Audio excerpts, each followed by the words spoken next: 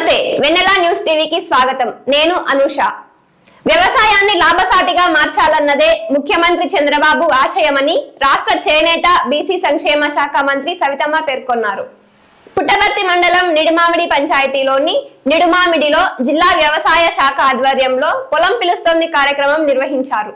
ఈ సందర్భంగా వరి సాగు చేసిన వెంకట్రాముడు పొలాన్ని మంత్రి సవిత, ఎమ్మెల్యే పల్లె సింధూరారెడ్డి, మాజీ మంత్రి డాక్టర్ పల్లె రఘునాథ్ రెడ్డి సందర్శించారు. అనంతరం నిడుమామిడి జెడ్పీ హై స్కూల్ ఆవరణలో వ్యవసాయ అనుబంధ రంగాల ఆధ్వర్యంలో పొలం పిలుస్తోంది కార్యక్రమంలో పాల్గొని ప్రసంగించారు. ఈ కార్యక్రమంలో వ్యవసాయ అధికారి సుబ్బారావు, గ్రామ సర్పంచ్ లత తదితరులు పాల్గొన్నారు. ఈ సందర్భంగా మంత్రి సవిత మాట్లాడుతూ జగన్ పాలనలో వ్యవసాయ రంగం అధ్వానంగా మారిందన్నారు. రైతులకు ఎలాంటి రాయితీ పరికరాలు అందించలేదని మండిపడ్డారు. టీడీపీ అధికారంలోకి రాగానే ప్రతి రైతుకు డ్రిప్పులను రాయితీతో అందిస్తోందని పేర్కొన్నారు. రైతు సంక్షేమానికి రాష్ట్ర ముఖ్యమంత్రి చంద్రబాబు అనేక సంక్షేమ పథకాలు అమలు చేస్తున్నారని పేర్కొన్నారు. పుట్టపర్తి ఎమ్మెల్యే పల్లె సింధూరారెడ్డి మాట్లాడుతూ రైతులు బాగుండాలన్నదే ముఖ్యమంత్రి చంద్రబాబు ఆశయమన్నారు. కూటమి ప్రభుత్వంలో వ్యవసాయాన్ని రైతులకు ఒక పండుగగా మార్చాలన్న ఉద్దేశంతో పొలం బడి కార్యక్రమాన్ని చేపట్టిందన్నారు. ప్రతి రైతు సాగు చేసిన పంటను తప్పకుండా ఈ క్రాప్ చేయించుకోవాలని సూచించారు. మాజీ మంత్రి డాక్టర్ పల్లె రఘునాథ్ రెడ్డి మాట్లాడుతూ మారుతున్న కాలానికి అనుగుణంగా రైతులు నూతన టెక్నాలజీని అలవర్చుకోవాలని సూచించారు. రైతులు పంట మార్పిడి చేసి పంట దిగుబడి పెంచుకోవాలన్నారు.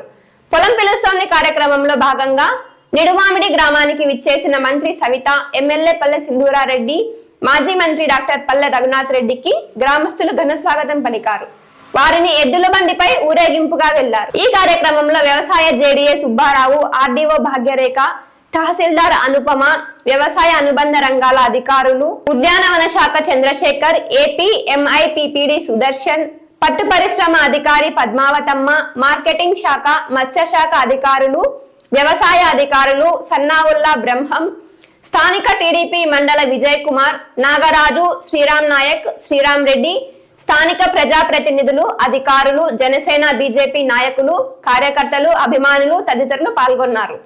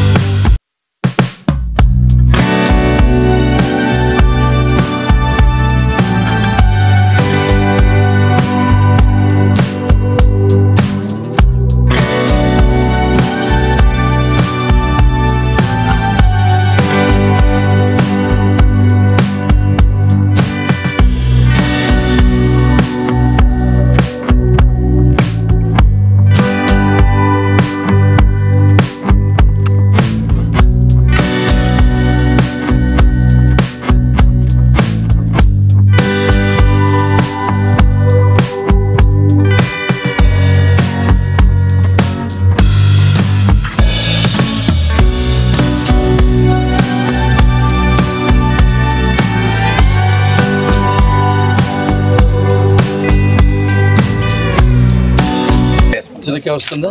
ఒకసారి చెనక్కాయ వేసుకో సార్, ఊరు వేసుకో. అంటే సార్ ఇది ఓన్లీ ప్యాడీ బెల్ట్ సార్, ప్యాడీలో ఓన్లీ నీళ్ళు చాలా అంటే వరికే చాలా. చెనక్కాయ ఎల్లిపండు చెనక్కాయ బోర్లేదా? ఎల్లిపండు చెనక్కాయ ఇప్పుడు ఇది వరి 2 సార్లు.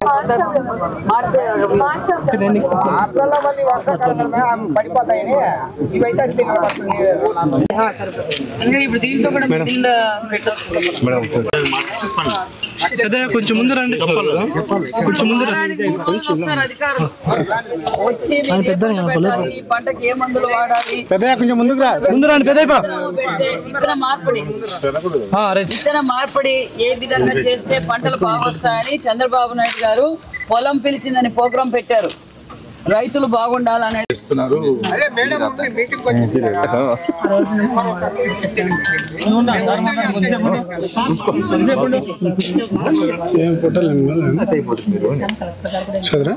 గ్రాంట్ అయిందమ్మా.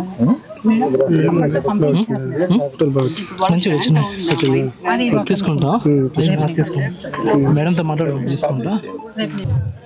తెలుగుదేశం పార్టీ కుటుంబ సభ్యులకు, రైతన్నులకు, మరి నిడమామిడి గ్రామస్తులకు, ఎలక్ట్రానిక్ మీడియా, ప్రింట్ మీడియా సోదరులు అందరికీ నమస్కారాలు తెలియజేసుకుంటున్నాం. నాకేం నిడమామిడి కొత్త ఏం కాదు. ఒక బస్సు ఉండేది, బస్సులో నేను కూడా వచ్చిపోయేదాన్ని. అప్పుడప్పుడు మాకు ట్రాన్స్పోర్ట్ ఉండేది సార్, టౌన్ సర్వీస్ ఉండేది. అప్పుడు రెడ్డి బస్సు నిర్మామిడికి చాలా సార్లు వచ్చాను. గురుగుపల్లి నారాయణప్ప వాళ్ళ ఇంటికి, మిగతా వాళ్ళందరి ఇళ్ళకి వచ్చి పోయేదాన్ని. చాలా బాగా ఉంది. నిర్మాణ వరకే కాదు, మాకు పెడపల్లి వరకు బస్సు కావాలని మా దగ్గర ధర్నా కూడా చేసేవాళ్ళు. ఎలాగైతే మా తండ్రి గారికి కూడా మీరందరూ ఓటేసి ఎంపీగా కూడా అవకాశం ఇచ్చారు, అందుకు కూడా ప్రత్యేకమైన ధన్యవాదాలు. మరి పొలం పిలిచింది కార్యక్రమానికి సార్ లేదు సార్ నేను రాను అంటే, లేదమ్మా రావాలి మా కాన్స్టిట్యున్సీకి నువ్వు అని చెప్తారు. సర్లేని సార్ వస్తానని చెప్పాను. చాలా సంతోషంగా ఉంది. ఈ సమయమైనా మీరందరూ ఇక్కడ ఉన్నారంటే రైతుల బాధలు అలా ఉన్నాయని తెలియజేస్తున్నారు. ఎందుకంటే మిగతా వాళ్ళైతే వెళ్ళిపోతారు, కానీ పొలం పిలిచింది అనేది మన రైతన్నుల కోసం మన ముఖ్యమంత్రి చంద్రబాబు నాయుడు గారు ఏర్పాటు చేశారు. కాబట్టి ఈ రైతన్నుల సమస్యలు వర్ణాతీతం. మా తండ్రి చనిపోయేంత కాలం సేద్యం చేయడమే. ఢిల్లీలో ఉన్న ఆదివారం పెనుగొండకు రావాలా, నా మడి ఏమైంది, నా పూల చెట్లు ఏమైనా, నా రేషన్ ఏమైపోయింది, నా కోళ్ళు ఏమైపోయినాయి, జీవాలు ఏమైపోయాయి అనేది ఆయన బాధ. ఢిల్లీలో ఉన్నా కూడా ఆదివారం ఇక్కడికి రావాలి. అంటే ఆ సేద్యం అనే అటాచ్మెంట్ అట్లుంటుంది. చాలా మంది అంటూనే ఉండేవాళ్ళు నాగారితో కూడా, ఎందుకన్నా ఈడున్నావు నువ్వు, ఈ కొండంపల్లిలో ఎందుకుంటావు, లక్షణంగా పెనుగొండ పోవచ్చు కదా అంటే, లేదు నేను సచ్చినా బతికినా నేను రైతుగానే ఉంటాను, నేను సేద్యం చేస్తానే ఉంటానే తప్ప నేను ఎక్కడికి వెళ్ళను. ఏ రాజధానికి పోయినా, ఢిల్లీలో ఎంపీ అయినా, రాష్ట్రానికి మంత్రి అయినా నేను చివరికి నేను ఇక్కడే చేరుతానని చెప్పారు. కాబట్టి పెద్దలు అందరూ చెప్పారు రైతు కష్టాలు ఏంటనేది. మరి ఇప్పుడు మన అందరికీ పెద్ద దిక్కు మన ముఖ్యమంత్రి చంద్రబాబు నాయుడు గారు. రైతన్నులు గౌరవించే ప్రభుత్వం ఆనాటి నుంచి అన్న నందమూరి తారక రామారావు గారి నుంచి నేటి వరకు గౌరవించే పార్టీ తెలుగుదేశం పార్టీ, ఎన్డీఏ ప్రభుత్వం అని కూడా మీకు తెలియజేస్తున్నాం. గత 5 సంవత్సరాల్లో మీకు ఏం జరిగిందో తెలుసు. స్ప్రింక్లర్లు మర్చిపోయినాం, డ్రిప్పులు మర్చిపోయినాం, ఇన్పుట్ సబ్సిడీలు మర్చిపోయినాం, నాణ్యతమైన ఇత్తనాలు మర్చిపోయినాం, నాణ్యతమైన ఎరువులు మర్చిపోయాం. రైతులు మోసపోయారు, రైతులు దగా పడిపోయారన్న విషయం మనకు అందరికీ తెలుసు. ఎక్కడ చూసినా మోసం. 5 సంవత్సరాలుగా ఏ రోజైనా డ్రిప్ ఇచ్చారా అన్నా, స్ప్రింక్లర్లు ఇచ్చారా, గిట్టుబాటు ధరలు ఉన్నాయా, నాణ్యతమైన కరెంట్ ఉందా? రైతన్నులు కోరుకునేది ఒక్కటే, మాకు లక్షలు కావాలని అడగరు. అయ్యా మాకు నాణ్యతమైన కరెంట్ ఇవ్వండి, డిపిఐ మోటార్ ఎత్తితేనే డిపిఐ ఫీజులు పడిపోతున్నాయి, మాకు నాణ్యతమైన కరెంటు, మందులు ఇవ్వండి, డ్రిప్పులు ఇవ్వండి, మంచి గిట్టుబాటు ధర ఇవ్వండి తప్ప మాకు ఊరికే ఏంది ఇవ్వనని ఏ రైతన్నా అడగరు. కష్టపడే రైతు ఈ భారతదేశంలోనే మనం ఎక్కువగా కష్టపడేది ఎవరంటే రైతన్నులే. ఇంకో ఒక విషయం, 1000 కోట్లున్నా అన్నం పెట్టి ఎవరన్నా వస్తే, కానీ మన దగ్గర ఉందో లేదో రైతన్న ఇంటికి పోతే పిడికుడు అన్నం పెట్టే సంస్కారం రైతులకే ఉందని కూడా ఈ సభాముఖంగా కూడా మీకు తెలియజేస్తున్నాం. మరి గత 100 రోజుల్లో మన ప్రభుత్వం ఏదైతే మాట చెప్పామో మన ముఖ్యమంత్రి గారి ఎన్నికల సమయంలో రైతన్నలకు కావచ్చు, ప్రజలకు కావచ్చు, విద్యార్థులకు కావచ్చు, మహిళలకు కావచ్చు, అందరికీ న్యాయం చేయాలనేదే మన ముఖ్యమంత్రి చంద్రబాబు నాయుడు గారి దిశ నిర్దేశించారు. మాట చెప్పిన ప్రకారం 4,000 పెన్షన్ ఇచ్చాం. వికలాంగులకు 3,000 ఉన్న పెన్షన్ 6,000 చేశాం. 5,000 ఉన్న 100% బెడ్డెడ్ వాళ్ళకి 15,000 పెన్షన్ ఇచ్చాం. నిరుద్యోగ మెగా డిఎస్సీ అన్నాం, తొలి సంతకం మెగా డిఎస్సీ చేశాం. ఈ రోజు అన్నా క్యాంటీన్లు రాష్ట్ర వ్యాప్తంగా అన్నా క్యాంటీన్లు మనం ఓపెన్ చేశాం. అదే విధంగా చంద్రబాబు నాయుడు అనే నేను అని ప్రమాణ స్వీకారం చేసిన రోజు నుంచి ఒక పక్క రాజధాని పనులు మొదలైనాయి, ఒక పక్క పోలవరం పనులు మొదలైనాయి. పోలవరం పూర్తి చేస్తే మనం కూడా సస్యశ్యామలం అవుతామనే చంద్రబాబు నాయుడు గారి ఆకాంక్ష. ఈ రోజు మనం తాగునీరు సాగునీరు వస్తున్నాయంటే మనకు హెచ్ఎంఎస్ ద్వారా గొల్లపల్లి రిజర్వాయర్ తేవడం చంద్రబాబు నాయుడు గారి ఘనత. ఒక పక్క తాగునీరు సాగునీరు, ఒక పక్క పరిశ్రమలు వచ్చాయి. ఈ రోజు ధర్మవరం, పుట్టపర్తి ఇతర ప్రాంతాల నుంచి బస్సులు పోతున్నాయంటే మన పిల్లలకు ఉపాధి చూపించాలనేది చంద్రబాబు నాయుడు గారి ఉద్దేశం. ఈ రోజు కియా లాంటి ఇండస్ట్రీస్ వచ్చాయంటే ఆ ఘనత చంద్రబాబు నాయుడు గారు అనే విషయాన్ని కూడా మీకు తెలియజేస్తున్నాం. దయచేసి రైతన్నులకు చెప్పేది ఒకటే, ఇది రైతన్నుల రాజ్యం, ఇది రైతన్నుల ప్రభుత్వం అని కూడా మీకు తెలియజేస్తున్నాం. అధికారులు కూడా 5 ఏళ్ళుగా వాళ్ళకి ఏం అర్థం కాల, ఏం చేయాలో అర్థం కాల. జీతాలు రావు, టయానికి జీతాలు రావు. వాళ్ళు కూడా ఏదో ఆఫీస్ లో వచ్చి కూర్చొని ఏదో రాసిపోతే జీతం వస్తుందిలే అనుకున్నారు. కానీ 1వ తారీఖు వాళ్ళకి జీతం ఇస్తున్నాం. వారానికి 2 రోజులు మనం రైతన్నుల కోసం పొలం బాట పెట్టారు ముఖ్యమంత్రి చంద్రబాబు నాయుడు గారు. ఏ రోజైనా 5 సంవత్సరాల్లో ఇలాంటి మీటింగ్ ఎప్పుడైనా జరిగిందన్నా రైతన్నులారా? 5 సంవత్సరాలుగా జరిగిందా? జరగదు. ఏం కావాలి మనకి? ఇసుకాడుంది, మైనాడుంది, దోచుకుందామా, తిరుపతి లడ్డు జంతువులు కొవ్వుతో జనాల్ని మోసం చేసి జనాలకి రాకేద్దామనే తప్ప ఆ జగన్మోహన్ రెడ్డి ప్రభుత్వానికి తెలిసిందేమీ లేదన్న విషయాన్ని మీకు తెలుసు. దయచేసి మీకు అందరికీ తెలియజేసేది ఒకటే, ప్రభుత్వం మీ అందరికీ అండగా ఉంది రైతన్నులకు. కాబట్టి ఉపయోగపెట్టుకోండి. ఇప్పుడే మన యంగ్ డైనమిక్ లీడర్ ఇప్పుడే చెప్పింది, నిజంగా ఈ అమ్మాయి సేతువే చేసిందేమో అనుకోవాలి. అంత అనుభవంతో అంత రీసెర్చ్ చేసి మనకు విషయాలు చెప్పింది. ఏ విత్తనం వేస్తే ఇప్పుడు విత్తన మార్పిడి అవసరం, జీరో బడ్జెట్ కూడా వచ్చింది. కొన్ని చోట్ల జీరో బడ్జెట్ లో నేను మడక్సీలను అటు సైడ్ వెళ్ళాను. ఒకే దాంట్లోనే బీట్రూట్ ఉంటుంది, మొక్కజొన్న ఉంటుంది, చిక్కుడు ఉంటుంది, క్యారెట్ ఉంటుంది. తక్కువ పెట్టుబడితో, అసలు పెట్టుబడే లేదేమో, తక్కువ పెట్టుబడితో ఎక్కువ లాభాలు తీస్తున్నారు. దయచేసి నేను రైతన్నులు కోరుకునేది ఒకటే, మడి ఒకటే సేద్యం కాదు. నేను కూడా 20 ఎకరాలు నాటినా, నాకేం రాదు. బయట కొంటే 50 రూపాయలు కేజీ బియ్యం వస్తాయి, కానీ నేను పండిస్తే 70 రూపాయలు అవుతాను. ఏం చేయాలి? నేను ఫీ చేసేకి కూలోడు ఉండాలా, మరి 2 కలుపు తీసేకి ఉండాలా, మందులు కొట్టేకి ఉండాలా. కాబట్టి ఒక మడి మీదే ఆధారపడకుండా ఈ రోజు అగ్రికల్చర్ ఆఫీసర్స్ ఉన్నారు, మీ దగ్గరికే వస్తున్నారు. పంట మార్పిడి చేయండి. ఏ విధంగా అయితే మనం రైతన్నులు బాగుపడగలం. ఒక పక్క పాడి పరిశ్రమ ఉంది, కోళ్ళ ఫారాలు ఉన్నాయి, షీ ఫారాలు ఉన్నాయి.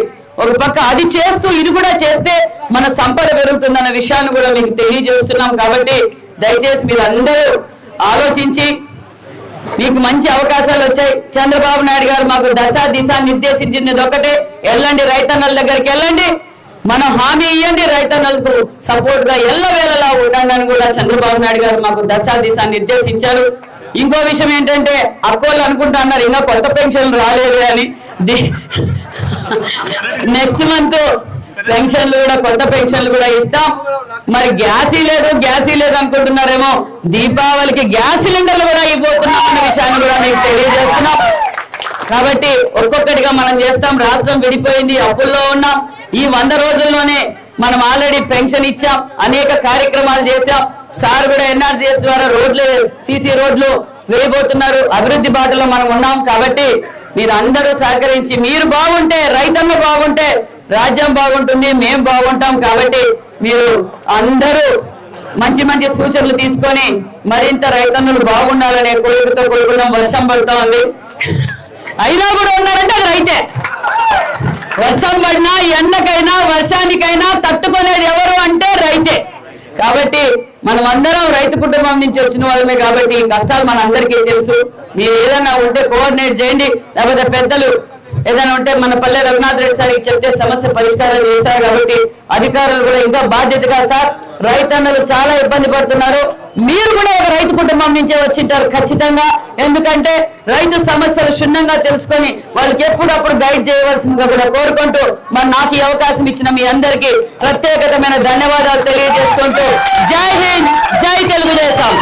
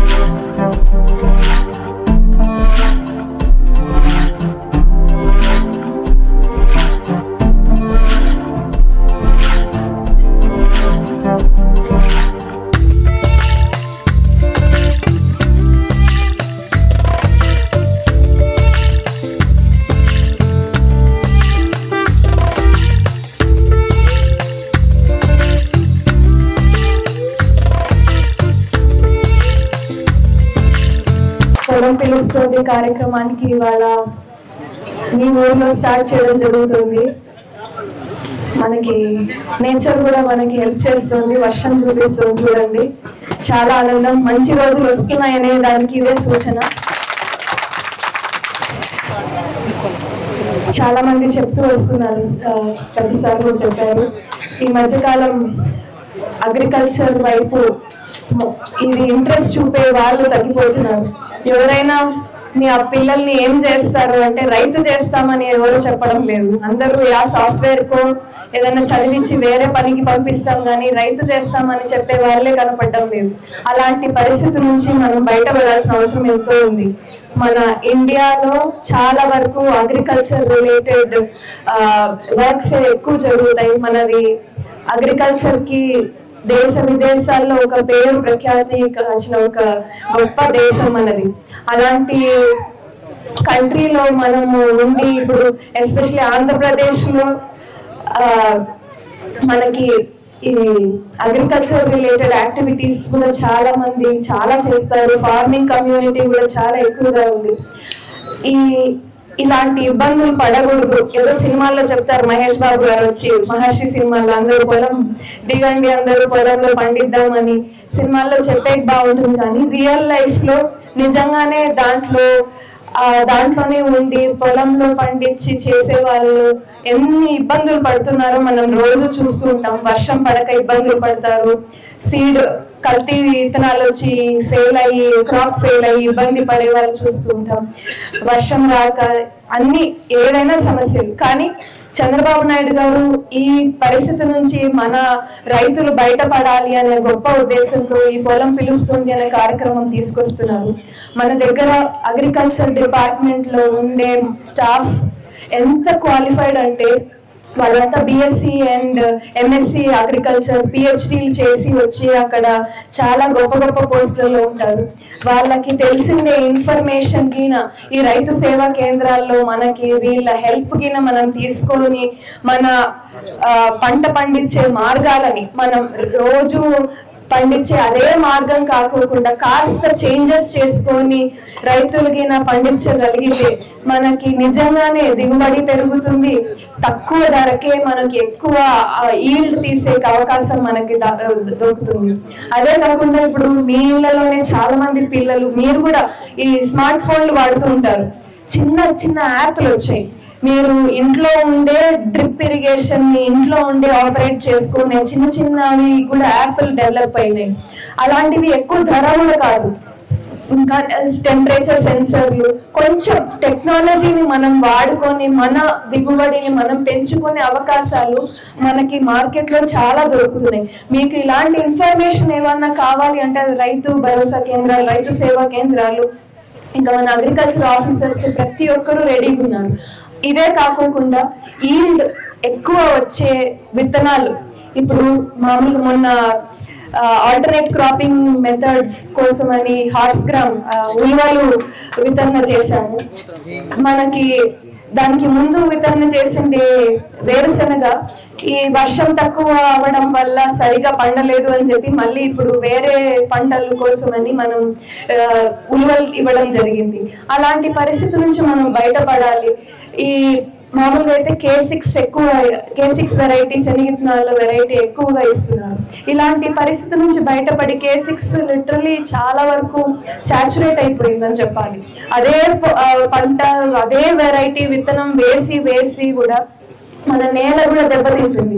అలాంటి పరిస్థితి నుంచి బయటపడి కొన్ని మన సార్ వాళ్ళని అడిగితే మీకు చెప్తారు, ఒకటి కదిరి లేపాక్షి 1812 వెరైటీ ఉందంట. దాంట్లో ఒక చిన్న ప్రాబ్లం ఏమంటే దానికి అది ఎప్పుడు పచ్చగానే ఉంటుందంట ఆకులు. అలా కానీ దాంట్లో ఉన్న మంచి ఏది తీసుకోవచ్చు అంటే ఆ వెరైటీలో అందులో మనకి ఆయిల్ పర్సంటేజ్ విత్తనం మనము నూనెగా మార్చినప్పుడు మామూలు K6 వెరైటీ కంటే కూడా ఈ వెరైటీలో ఎక్కువ పర్సంటేజ్ మనకి నూనె వచ్చే అవకాశం ఉంది. అది కాకుండా ఈల్డ్ కూడా మామూలుగా వచ్చే K6 కంటే కూడా K6 20 బ్యాగులు వస్తే ఇది 36 బ్యాగులు మనకి క్వాంటిటీ మనకి విత్తనాలు వచ్చే అవకాశం ఉంది. ఇలాంటి విత్తనాలు నేను ఎగ్జాంపుల్ ఇచ్చాను, ఇదే తీసుకోమని కాదు. ఇంకా సార్ వాళ్ళు రీసెర్చ్ చేస్తున్నారు. రేకులకుంట అగ్రికల్చర్ దాంట్లో రీసెర్చ్ సెంటర్ లో కూడా, కదిరి రీసెర్చ్ సెంటర్ లో కూడా చాలా వరకు కొత్త వెరైటీస్, వేరుశెనగ వెరైటీస్ డెవలప్ చేస్తున్నారు. ఈసారి మీరు వేయాలనుకున్నప్పుడు రెగ్యులర్ గా తీసుకునే K6 కాకుండా ఒక్కసారి కొంచెమన్నా వేసి చిన్న భూమిలో వేసి ట్రై చేసి చూడండి. మీకు దిగుబడి పెంచుకునే అవకాశం దొరుకుతుంది. ఈ వర్షం లేకోకుండానే బాధపడాల్సిన అవసరం లేదు. చిన్న చిన్న మార్పులు మనం చేసుకోగలిగితే మనకి ఈ అగ్రికల్చర్ లో ఉండే ఇబ్బందులు ఏవైతే ఉన్నాయో మనం అవన్నీ కూడా మార్చుకోవచ్చు. అన్ని మన చేతుల దగ్గరే ఉన్నాయి. ఫోన్ తీసి గూగుల్ తల్లిని అడిగితే చాలు, అన్ని ఆన్సర్లు దాంట్లోనే చెప్తుంది. మనం దాన్ని కరెక్ట్ గా ఉపయోగించుకోవాలి. మన పిల్లల్ని అడిగినా చెప్తారు రీసెర్చ్ చేసి ఏది బాగుంటుంది ఏది బాగోదు అనేది. కొంచెం కొత్త టెక్నాలజీ, కొత్త వెరైటీస్, ఈ మీకు ఈ AI డెవలప్డ్ రీసెర్చ్ జరుగుతున్న ప్లేసెస్ నుంచి ఈ ఇందాక నేను చెప్పినట్టు యాప్లు కొంచెం వాడగలిగితే ఖచ్చితంగా మనకి మన అగ్రికల్చర్ లో ఉండే మన ఏదైనా దిగుబడి పెంచుకునే అవకాశం దొరుకుతుంది. ఈ మాటలతో నేను ముగిస్తున్నాను. Thank you. ప్రపంచ దేశాల్లో వ్యవసాయ దేశం 70% వ్యవసాయం మీద ఆధారపడ్డారు. పూర్వకాలంలో మీ అందరికీ తెలుసు, రైతు అన్నా వ్యవసాయం అన్నా చాలా చాలా గౌరవం ఉండేది. నేను చిన్నప్పుడు బాగా గమనించిన, ఎవరైనా పెళ్లి చూపులు పోతే పెళ్లి కూతురు చూసేవాళ్ళు కాదు, పెద్ద పట్టించుకునేది కాదు. దిబ్బ ఆడుందని చూసిపించేవాళ్ళు. ఆ దిబ్బకాలు చూసే దిబ్బకాలు పెద్దగా ఉంటే పశువులు బాగున్నాయి, మంచి రైతు కుటుంబము, మన పాపం పర్వాలేదు అనుకునేవాళ్ళు. తర్వాత గడ్డివామ చూసేవాళ్ళు. ఆ గడ్డివామ చాలా పెద్దగా ఉంటే ఈయనకి ఎంత భూమి ఉందో, ఎన్ని పంటలు పండిస్తారో, మా పాపం జీవితం బాగుంటుంది అని రైతుకు ఈ 2 పారామీటర్స్ గా చూసుకొని ఉండేవాళ్ళు. చాలా మంది ఉద్యోగాలు వస్తే పోరా ఒక దగ్గర ఏం పని చేస్తావు, నేను వ్యవసాయం చేసుకుంటానని చెప్పి 60s లో 70s లో చాలా మంది ఉద్యోగాలకే పోలేదు. కానీ దురదృష్టవశాత్తు వ్యవసాయం చాలా భారం అయిపోయింది. దీనికి కారణాలు ఎన్నైనా కావచ్చు. ఒకటిని శాస్త్రవేత్తలు కానీ మిగతా నేను అడిగే క్వశ్చన్ ఏమంటే, ఈ దేశంలో ప్రతి ఒక్కటి దినదినాభివృద్ధి చెందుతా ఉంది. ఏ ఫీల్డ్ తీసుకో, అన్ని ఫీల్డ్స్ 0 to 100 పెరుగుతున్నాయి. టెక్నాలజీ మీరు చూస్తున్నారు. ఈరోజు అమెరికాలో ఆడే క్రికెట్ 6 కొట్టే చూడగలుగుతున్నాం. ఈరోజు కొన్నాళ్ళు కొట్ట వస్తా ఉంది. మనిషి పక్కనే ఉంటాడు, ఇట్లా అంటే ఉండడు, కానీ ఎదురు మాట్లాడి దగ్గర 2 ఏళ్ళ లోపల వస్తా ఉంది. వీడియో కనపడతా ఉంది. ఏ వేల కిలోమీటర్లో ఉన్నా మీ కొడుకు అమెరికాలో ఉన్నా కూడా పక్కింట్లో మాట్లాడుతున్నారు. టెక్నాలజీ బాగా పెరిగింది. ఇంకేమొస్తానంటే ఎదురు బదులు మాట్లాడినట్లు వస్తుంది. మేడం మినిస్టర్ ఉంది, మీ ఇద్దరు ఉన్నా కూడా మినిస్టర్ ఉండదు, కానీ ఇట్లే ఉంటుంది. ఆ టెక్నాలజీ కూడా వస్తుంది. ఇంత టెక్నాలజీ ప్రతి ఒక్క ఫీల్డ్ పెరుగుతూ ఉంటే వ్యవసాయంలో మాత్రం టెక్నాలజీ పెరగడం లేదు. ఎక్కడ కూడా సాంకేతిక పరిజ్ఞానం ఉపయోగించి వ్యవసాయం చేస్తారు తప్ప ఇది ఎప్పటికీ ప్రయోజనం ఉండదని చెప్పే సందర్భంగా మీ గుర్తు చూస్తాను. ఒకటి, మనలో కూడా రైతుల్లో వ్యవసాయం చేయాలనే ఆలోచన చాలా తగ్గిపోయింది. ముందు ఎంత ఉత్సాహం ఉండేదంటే, మా ఇంట్లో 8 మంది జీతగాలు ఉండేవాళ్ళు చిన్నగా ఉన్నప్పుడు, వాళ్ళతో కలిసిమెలిసి ఉండేవాళ్ళు. మేము 4:30 లేచేవాళ్ళు, లేచి సద్దలు దంచేవాళ్ళు, సతసంగతి అందరం. తర్వాత పేడకలు ఎత్తేసేవాళ్ళు, కసులు ఎక్కేసేవాళ్ళు, నీళ్లు ఇచ్చేవాళ్ళు, మళ్ళీ పొలంలో పోయి కపిలు దూరేవాళ్ళం. తర్వాత వచ్చి 4 గంటలకల్లా కొంతమంది గొర్రెలు ఎత్తుపోయారు. 4 గంటలకల్లా వచ్చి ఇద్దరు జొన్నసొప్ప తినిపించేవాళ్ళు.